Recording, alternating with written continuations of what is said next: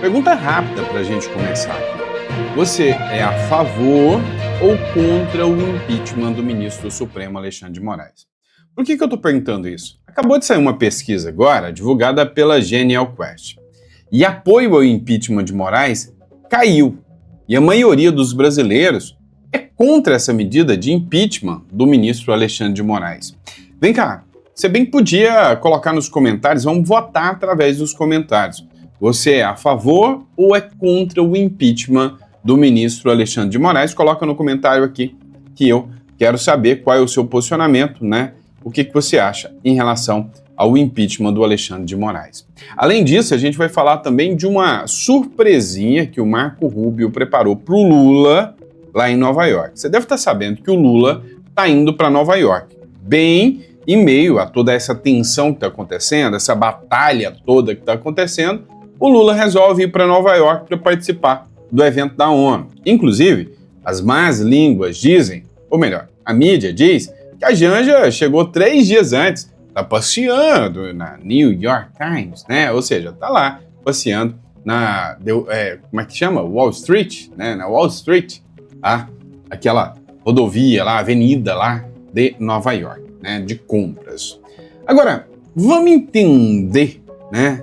O que o Marco Rubio preparou para o Lula e para a Janja. A gente vai falar sobre isso. Agora, tem outro ponto também. A aprovação do governo Lula. Segundo a Investing.com e alguns jornais, parece que está crescendo. Mas peraí, como assim crescendo? Eu não consigo compreender. Parece que a coisa não está tão boa e o povo está achando bom. Será que o brasileiro tem aí vamos dizer assim, uma predisposição para o sadomasoquismo, né?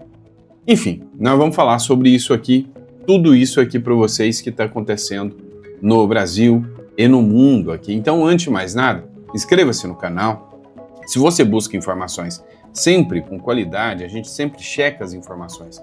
Antes de trazer qualquer conteúdo para vocês, a gente sempre busca a melhor informação. Então, inscreva-se no canal, é sempre importante. Olha, para você que acha que o Brasil está se tornando uma loucura, e se eu perguntar, e se o Brasil realmente virar uma Venezuela, falir, virar uma bomba?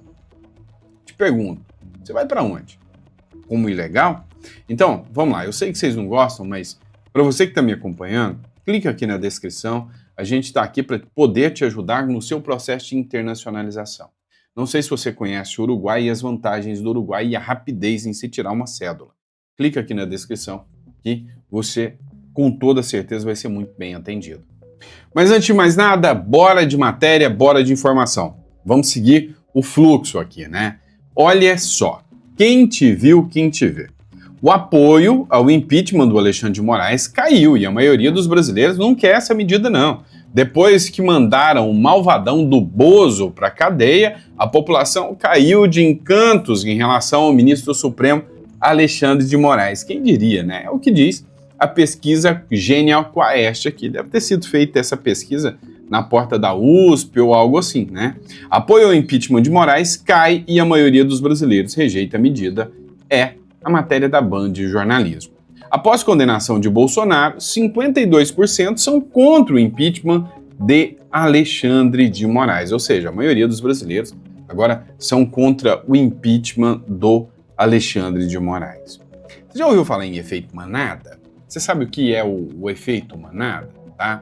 O efeito manada é o seguinte: se todo mundo pensa de um jeito, então eu também vou pensar. Se todo mundo vota de um jeito, eu também vou votar. Se todo mundo articula de uma forma, onde a vaca vai, o boi vai atrás, não é mais ou menos assim? A Maria vai com as outras? Pois é.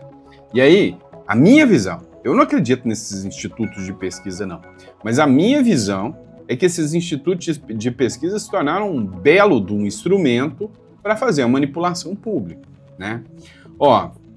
Quando a gente fala em aumento do índice, 52% dos brasileiros contra o impeachment do Alexandre de Moraes, esse movimento chama atenção, porque o Alexandre de Moraes se tornou uma figura central, hoje, no embate político brasileiro, não mais jurídico, e político, principalmente depois desse seu protagonismo, né, em inquéritos polêmicos, censuras, embates. Essa matéria que eu estou lendo para vocês aqui, tá, é do Editorial Central. censuras, embates com o ex-presidente Jair Bolsonaro e seus apoiadores. Vale lembrar que nunca antes na história do Brasil um ministro do STF foi tão lembrado em conversas de boteco quanto em reuniões de gabinetes, o que já diz muito sobre o tamanho da sua influência ou do seu controle sobre a narrativa política nacional. Agora, o curioso, bem curioso, é perceber que como parte da população que antes parecia cansada desses superpoderes do ministro Alexandre de Moraes, resolveu mudar de ideia de uma hora para outra, justamente quando os ataques contra ele diminuíram de intensidade. Coincidência, né? Talvez.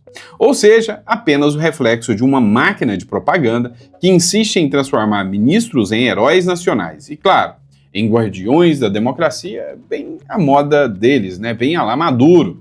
No fim, a história mostra, quanto mais concentrado o poder, mais frágil é a liberdade. Matéria do editorial central aí para vocês, né? Vocês viram a qualidade aí das matérias, né? Agora, vamos falar sobre o presentinho do Marco Rubio para o Lula? A surpresinha que Rubio prepara a Lula durante a viagem do brasileiro aos Estados Unidos. Matéria e publicação do Meio Independente. Me chamou a atenção aqui do jornalista que escreveu isso aqui, né?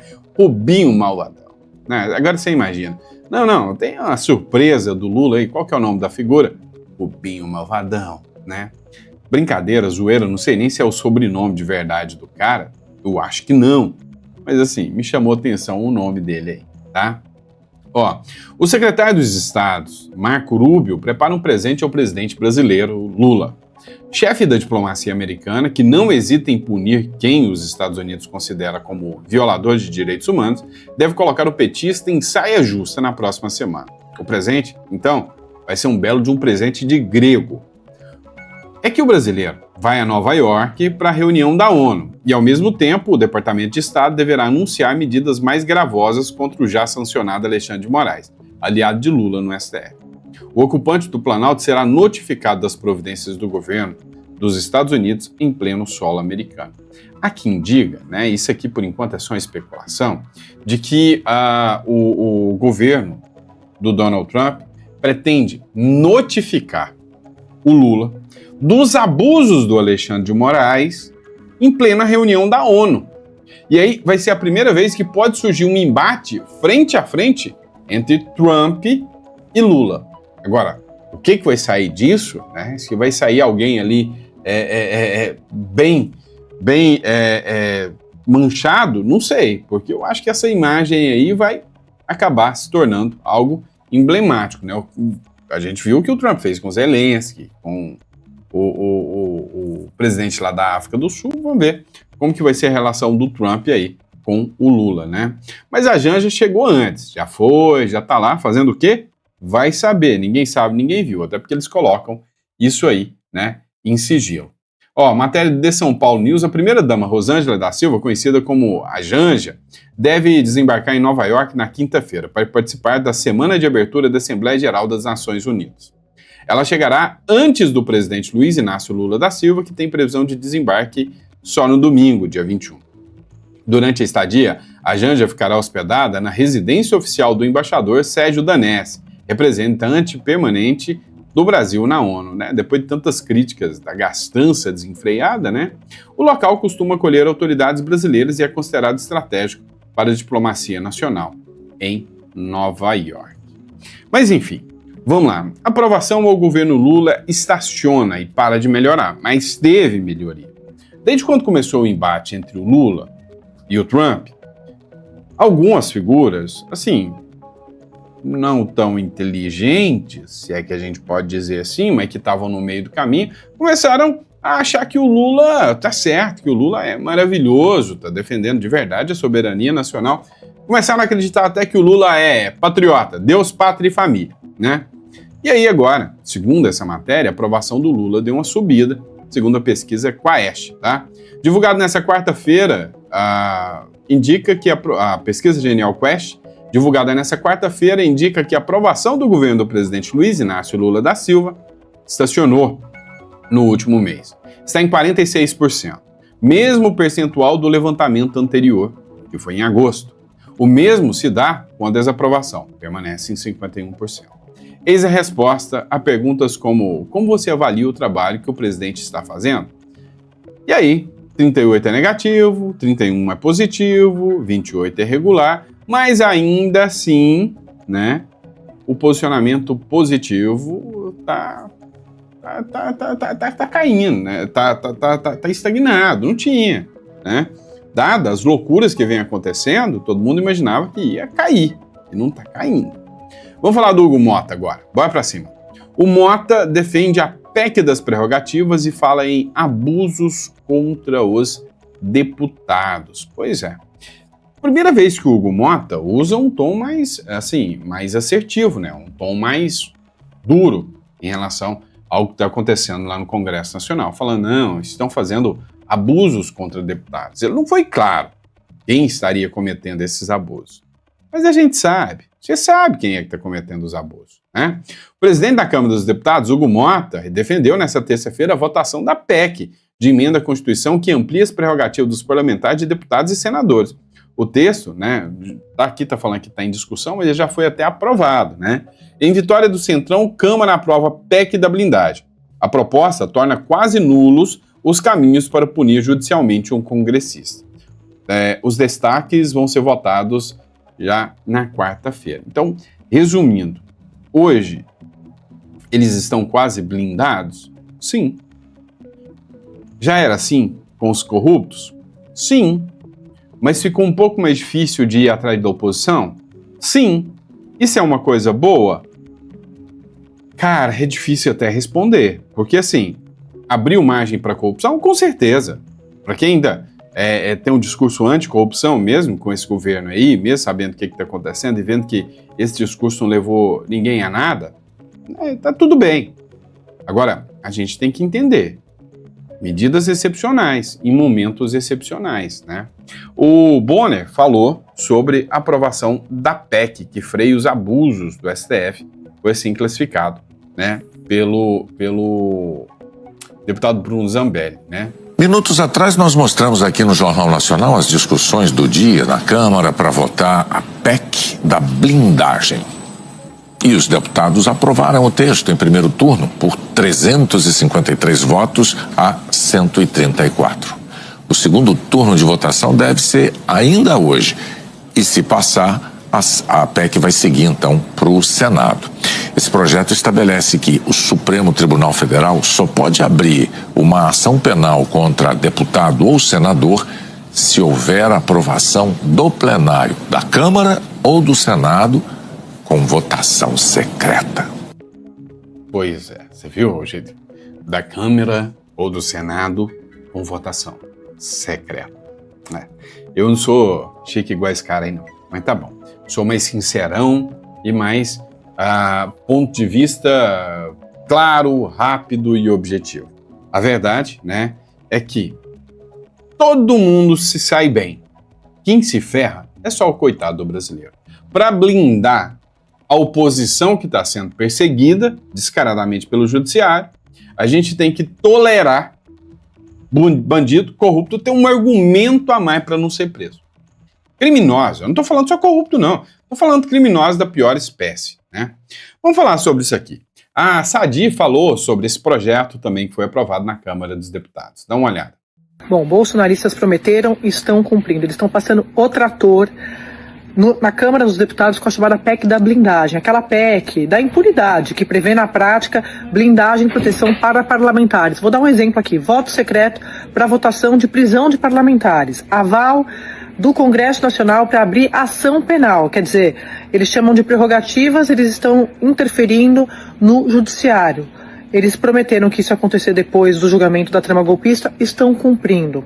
Segundo bolsonaristas me disseram, tem até o acordo com Hugo Mota, o presidente da Câmara. Isso para hoje, tá? Para amanhã já estão prevendo a votação da anistia. Uma anistia que eles querem colocar para pautar na pauta e a expectativa é conseguir aprovar a redução de penas. E aí isso poderia incluir os líderes da trama golpista. E eu estou falando, claro, do ex-presidente Bolsonaro. Tudo faz parte desse pacotão da impunidade, da blindagem. Tem nessa PEC das prerrogativas até a previsão de foro privilegiado para presidente de partido, tá? E aí, claro, isso tem que ser combinado com o Senado Federal. Então, para conseguir passar no Senado, eles estão dispostos a aprovar a redução de penas. Vamos ver como é que isso se dá, se desdobra ao longo do dia, mas também trazendo aqui a informação que dentro desse pacote tem até proposta para salvar o mandato do Eduardo Bolsonaro, que está lá nos Estados Unidos. Pode perder o mandato por causa de faltas, mas bolsonaristas estão buscando meios de salvar o mandato dele lá nos Estados Unidos. Então, a pauta está dada. Hoje, o Congresso Nacional está às voltas com uma proposta para blindar e proteger os parlamentares. Vamos lá, se você me perguntar, eu sou a favor dessa PEC da blindagem? A resposta é não. Mas quando eu vejo a Globo contra essa PEC da blindagem, aí eu já começo a mudar o posicionamento um pouquinho. Pô, se eles estão contra, é porque a possibilidade de ter alguma coisa boa ali dentro é maior, né? Então, a gente tem que avaliar tudo isso. Mas assim, na prática, é como eu disse, não comemore como algo bom, porque não é. Não é. Mas também não me encare como um momento de normalidade. Políticos corruptos já estão sendo livres, né? Estão se tornando livres, já estão, com suas prerrogativas garantidas de forma simples, né? Simplesmente quando alguém vem, algum ministro do STF, e anula as planilhas da Odebrecht. Então, no Brasil, o político corrupto, ele não vai preso. Ele vira presidente, vira deputado, senador. É isso que acontece. Entenderam a regra do jogo? Mas vamos lá, pessoal. Bora dar continuidade aqui, né? A Sadi falou da anistia também.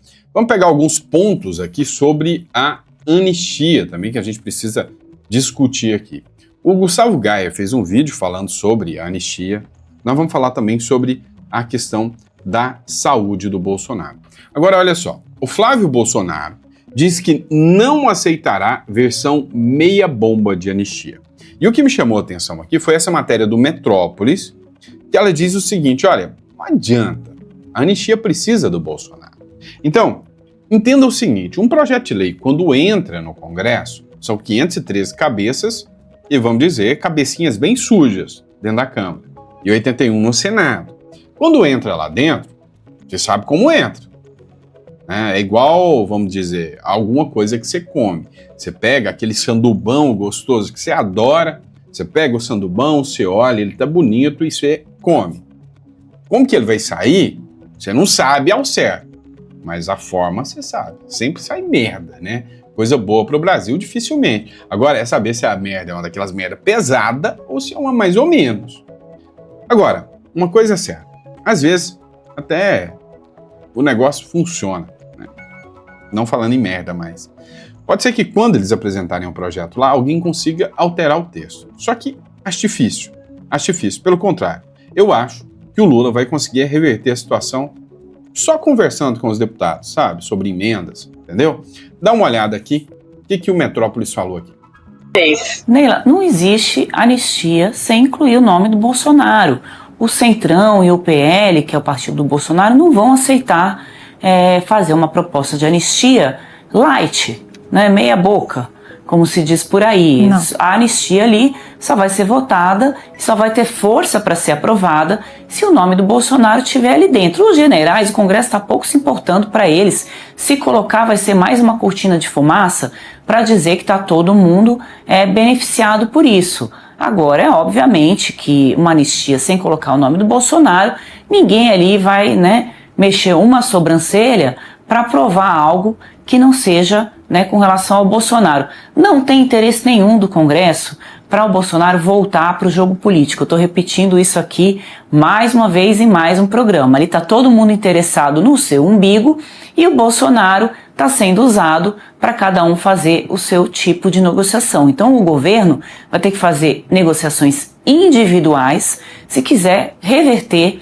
essa votação da anistia ali no Congresso, porque senão vai ver essa proposta passar, mesmo que os parlamentares já saibam que esse é um jogo perdido, porque o VAR está no Supremo e o Supremo vai dizer que é inconstitucional. Inclusive o deputado Alberto Fraga bem lembrou aqui, Neila, que no julgamento o Alexandre de Moraes já avisou ali que não tem anistia e não tem reversão dessas medidas que foram tomadas. Então, o que a gente vai assistir? Um endurecimento da parte do Supremo nesses processos que estão em julgamento ainda. O Bolsonaro, familiares dele, a próxima turma aí que vai ser condenada, né, muito provavelmente já é a turma que estava financiando ali ou esparramando a ideia do golpe. É o do esparramando. Do esparramando. É o grupo 4. É a turma que colocou no ventilador e trouxe muita gente nessa rede para participar do ato golpista. No entendimento supremo, teve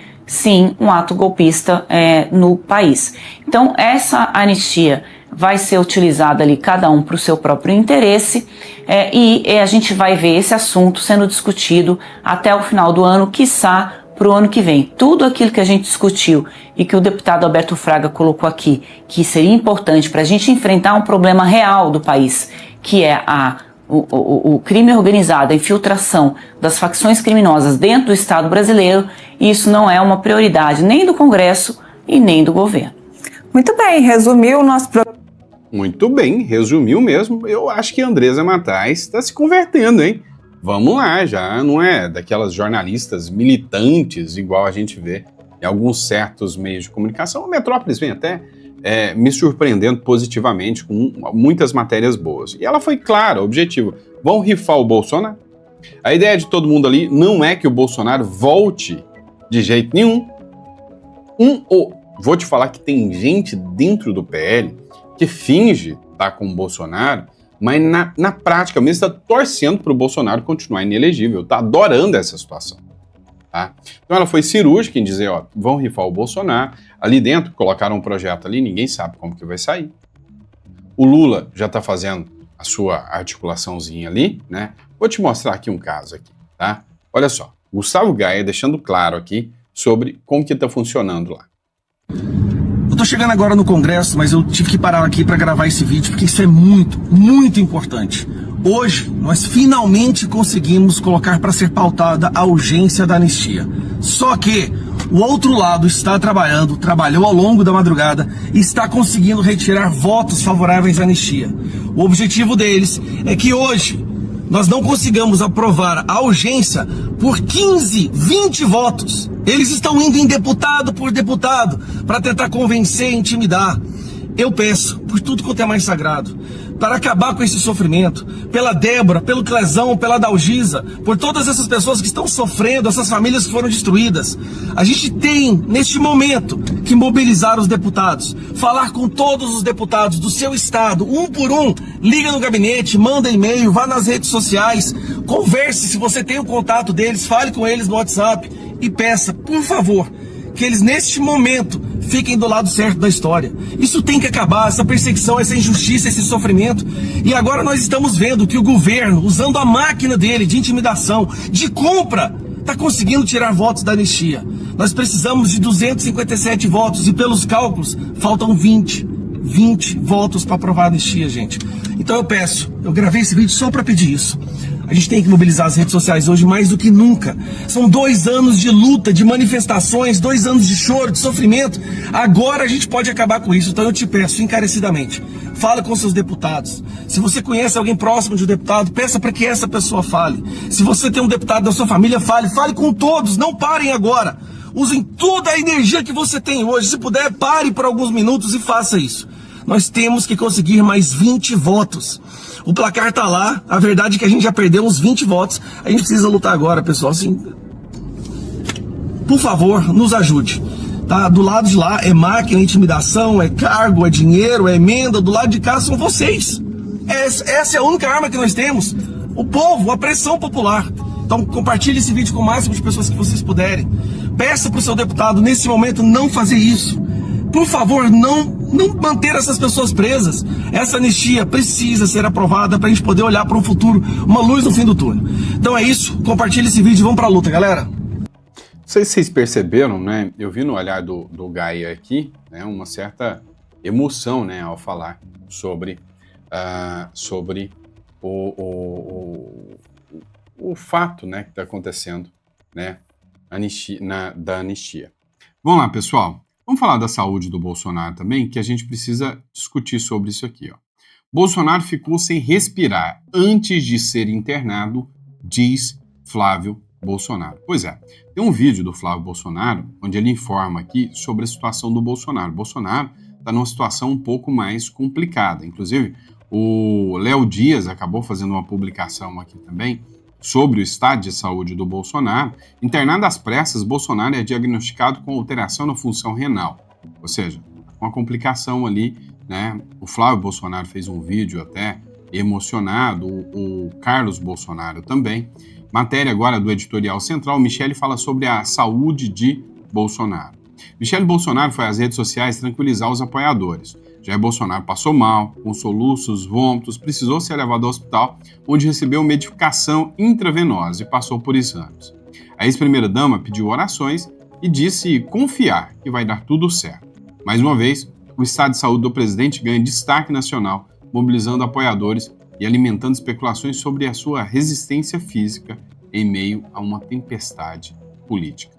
Vale lembrar que não é a primeira vez que Bolsonaro enfrenta crises de saúde, desde a facada sofrida em 2018.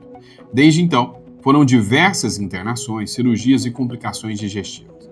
Episódios que, ironicamente, sempre ocorreram em momentos políticos sensíveis.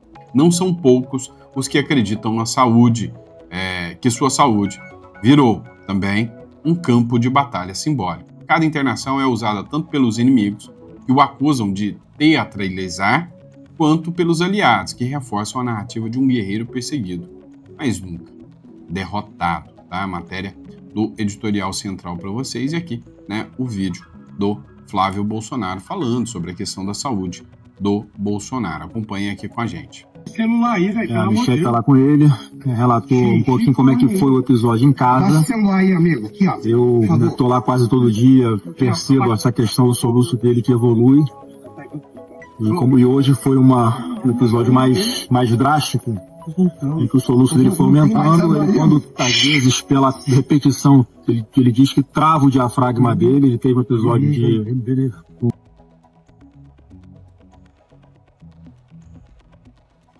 Pois é, ele falou que trava e travou, né? De vômito a jato, com força, ele ficou quase 10 segundos sem respirar, o jeito que ele conseguiu de aliviar e voltar a respirar foi fazendo isso. Um vômito forte, né, com tontura, uma pressão muito baixa. E aí, graças a Deus, a Michele estava lá perto dele e conseguiu rapidamente trazer ele para cá. Ele está lá estável, mas não está com a cara boa, bastante desidratado. Não falei com médico nenhum, mas o que ele me disse é que ele vai precisar passar a noite de observação aqui no hospital. Né, e não precisa nem ser médico para assegurar que muito do que ele está sofrendo, que ele está passando é questão psicológica, o desgaste, é um massacre do dia a dia, né, é uma tensão o tempo inteiro que fazem sobre ele. Né, todo momento que eu vou conversar com ele repetidamente desabafa, reclamando, né, com relação ao que aconteceu nesse linchamento que ele sofreu no Supremo Tribunal Federal.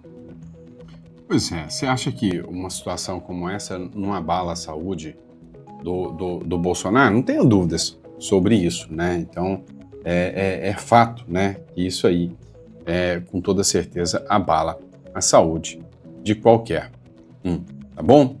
E é isso, pessoal. Espero que vocês tenham gostado do nosso editorial. Sempre uma honra e um prazer poder estar aqui com vocês. E eu vejo vocês no próximo editorial. Deus te dê uma mesa farta, repleta de bênçãos para você e para toda a sua família sempre. Abraço.